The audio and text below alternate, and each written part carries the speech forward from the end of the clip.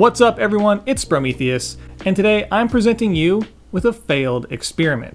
This video was intended to be an exploration into sifting coffee, but also how to minimize the amount of waste created in that process. And overall, it didn't really go that way, at least not completely.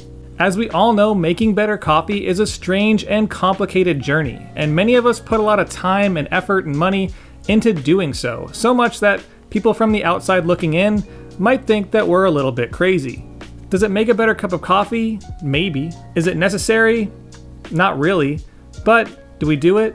Yes, we do. And depending on your preferences, it could actually make an ideal cup of coffee for you. The process itself is pretty straightforward. Pick your filters, grind your coffee, pour it into the sifter, give it a nice long shake, and voila, you've got your coarse and fine grounds removed from your ideal size that sits in the middle. As you can see, there's a clear difference between sifted and non-sifted grinds. A lot of these fibers and larger particles are removed, and a cleaner, more uniform grind appears.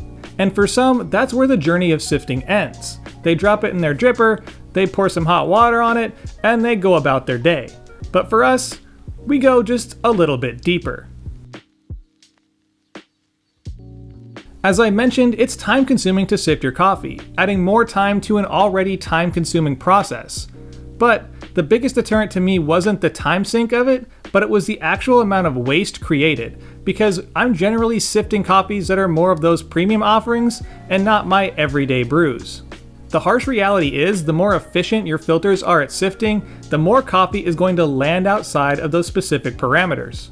After quite a bit of trial and error trying to find the exact right size filters that work the best for this process, I ended up landing on a 1000 micrometer filter for the top and a 500 micrometer filter for the bottom. These provided the best efficiency in terms of the amount of usable grinds between both filters. For example, after sifting 20 grams of coffee on those two filters, I would end up with 12 grams in the middle that would be my ideal size for brewing.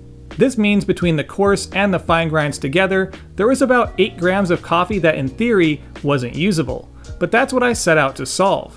The beauty of using the 1000 micrometer filter, and probably other larger filters as well, is that the grinds left over, otherwise known as boulders, were big enough to be reground and resifted.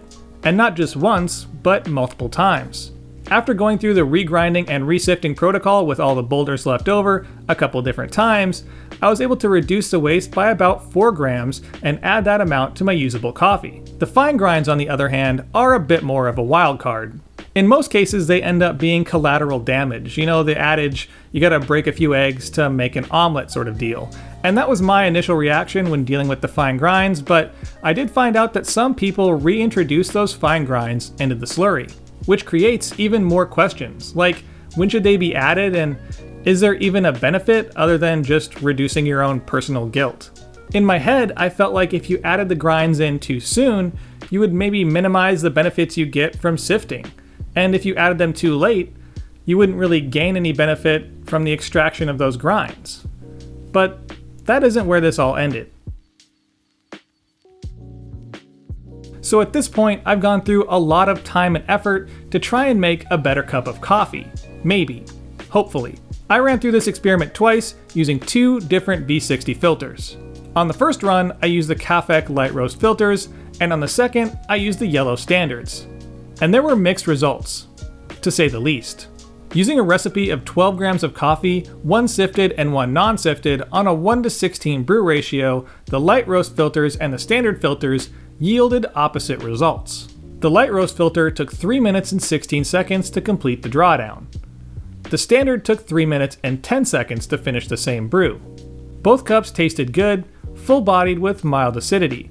The broader notes were easily distinguishable, but the more nuanced flavors were held back by a slightly bitter finish.